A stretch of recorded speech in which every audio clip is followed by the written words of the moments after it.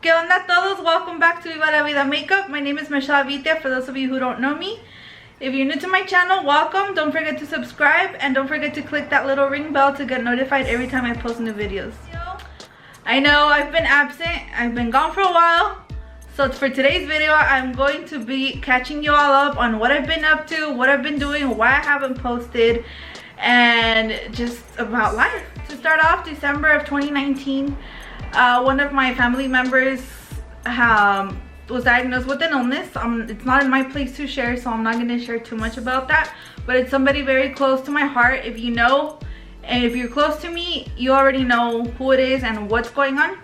However, for the sake of their privacy, I'm not going to share what it is, but I just want you all to know that that really impacted me, and that made me lose a lot of motivation to be posting, and I just didn't have the same energy. However, that person's doing better right now. That person's stable, so that gives me a little peace and a little bit of motivation. And as you all know, I have arthritis poses, and I do rely on people to help me set up the camera, do my makeup when I do the makeup tutorials.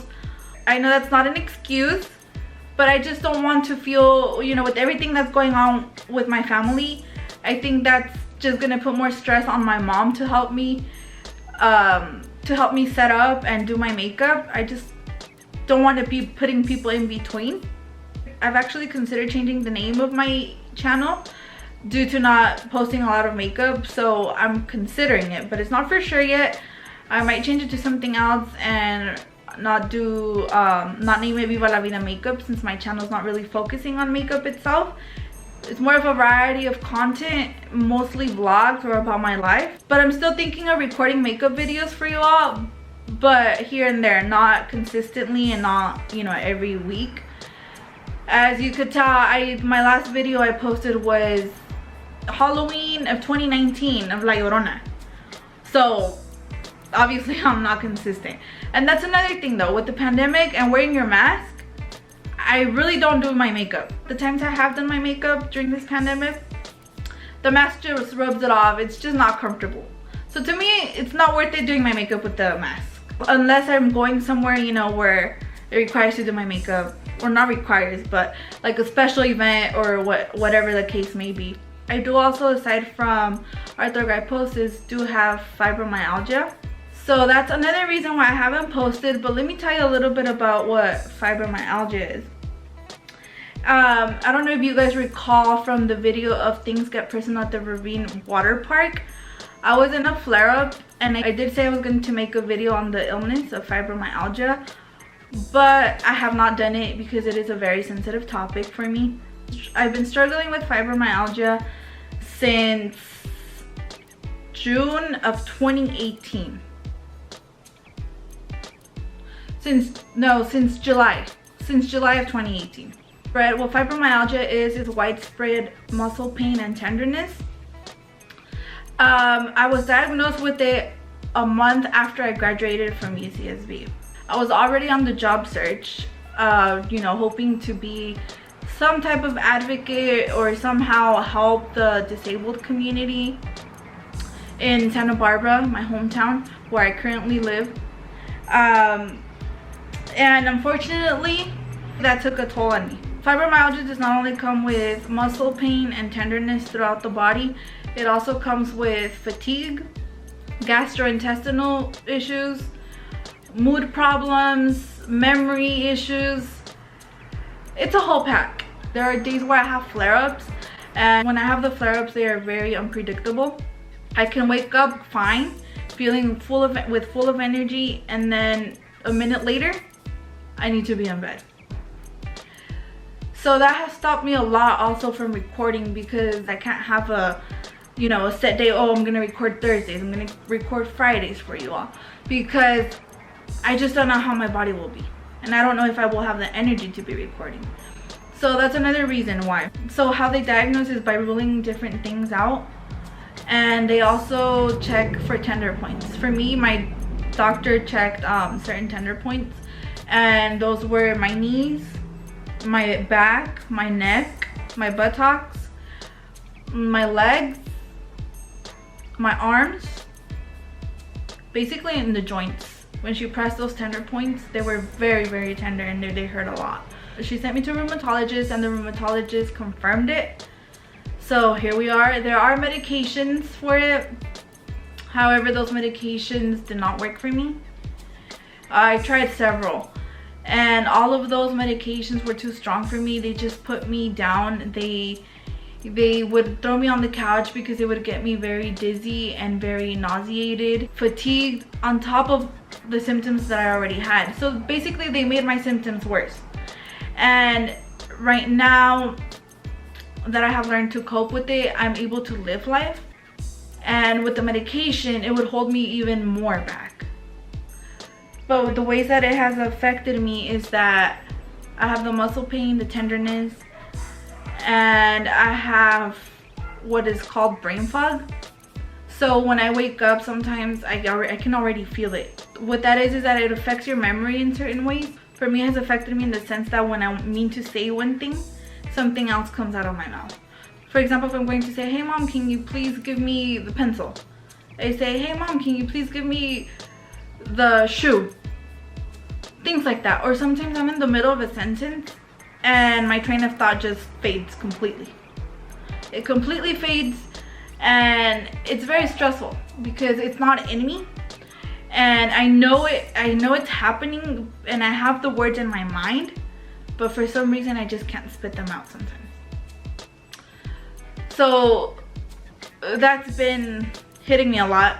The fatigue, it throws me to bed to the point where I just can't get up and I just don't feel like myself.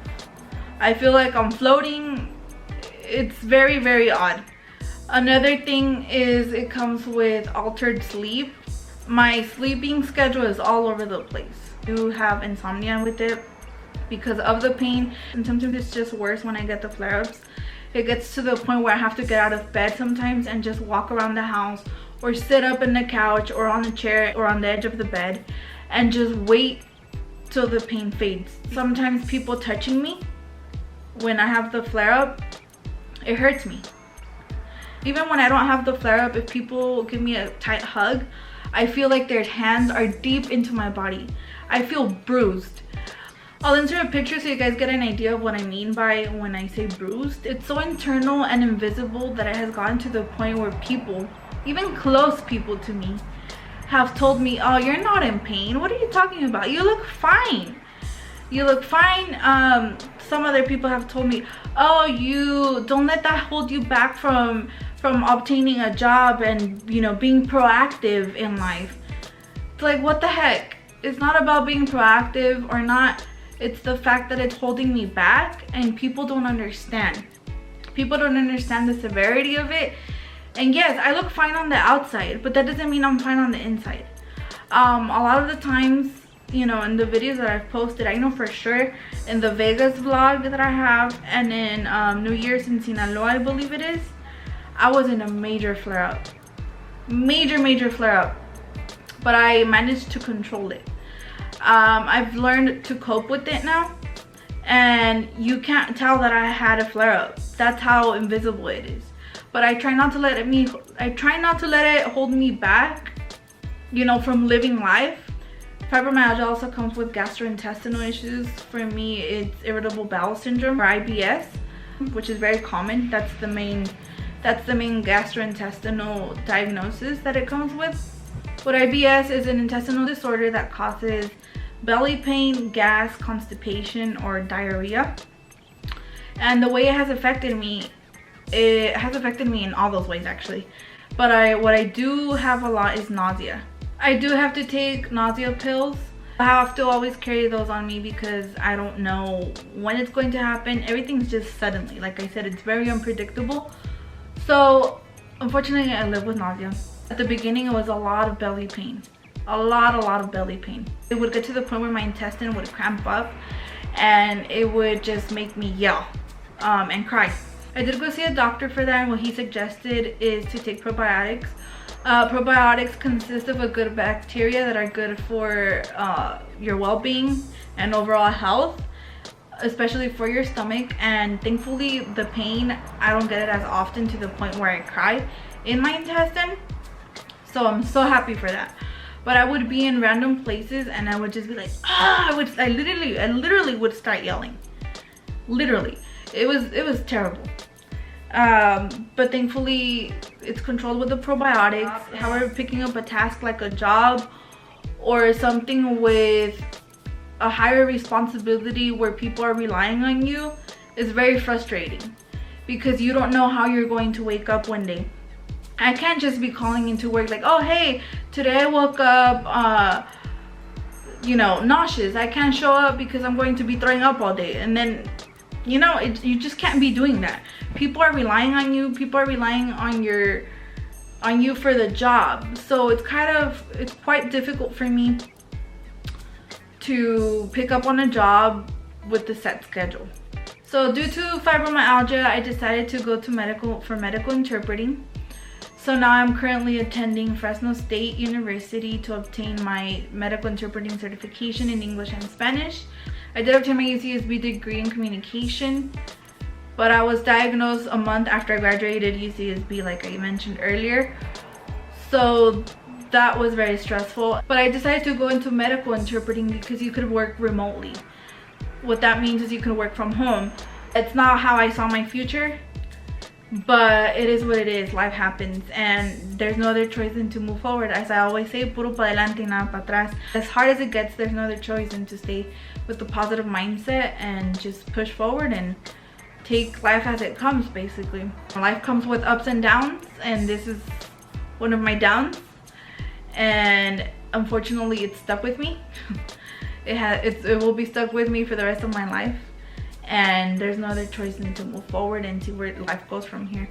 But hopefully I'm able to have a job by next year, or maybe by the end of this year. We'll see how things go, but that's basically where I've been at.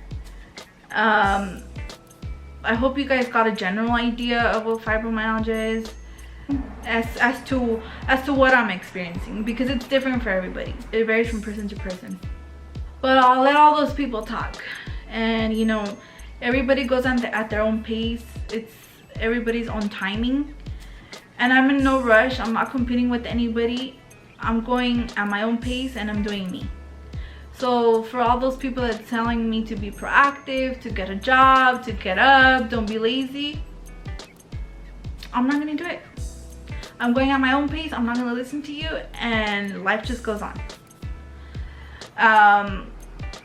I don't mean to put anybody down. It's just how I'm feeling, and se tiene que decir lo que se tiene que decir.